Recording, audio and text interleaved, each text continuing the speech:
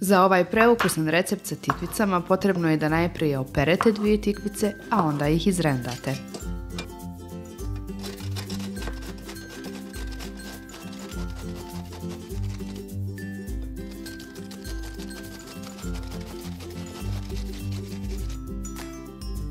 U izrendane tikvice dodajte 2 kaščice soli, promješajte i ostavite 10 minuta da tikvice puste vodu.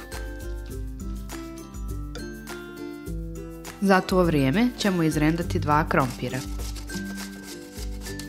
Drago mi je da možemo da se družimo ovako, pa mi pišite u komentarima odakle gledate moj video.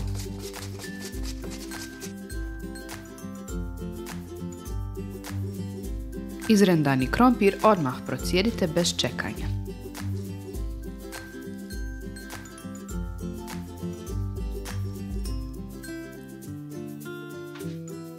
A zatim i tikvice.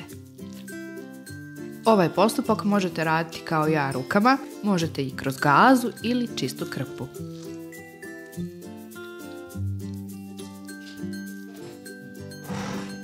Zatim je potrebno izrendati 1 mrkvu.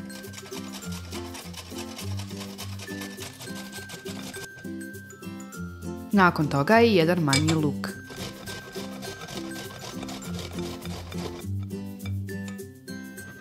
Svježi peršun isjeckajte sitno pa dodajte i njega u ovo povrće. A vi svakako ne zaboravite besplatno da se prijavite na moj kanal kako ne bi propustili svaki novi recept.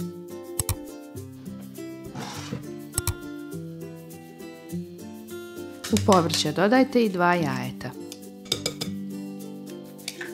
A onda i 3 kašike prezle.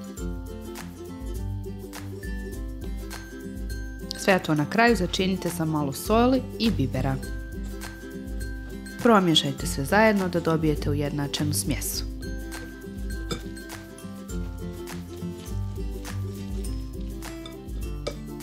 Pripremite i kockice sira, to može biti sir po vašoj želji, dakle onaj koji volite. Smjesu uzimate kašikom, zatim oblikujete u pljeskavicu, dodate sir u sredinu, a onda zatvorite.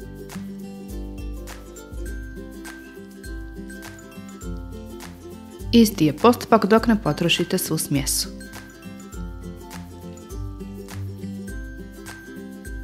Vrijeme je da ih pržimo, pa zagrijte ulje i pržite ih na srednje jakoj temperaturi.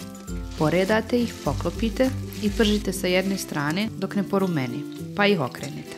Ponovo poklopite dok ne budu gotove. Redajte ih na ubrus da pokupe višak masnoće i uživajte uz neki omiljeni umak. Vama hvala na gledanju, nadam se da ste uživali i veliki pozdrav!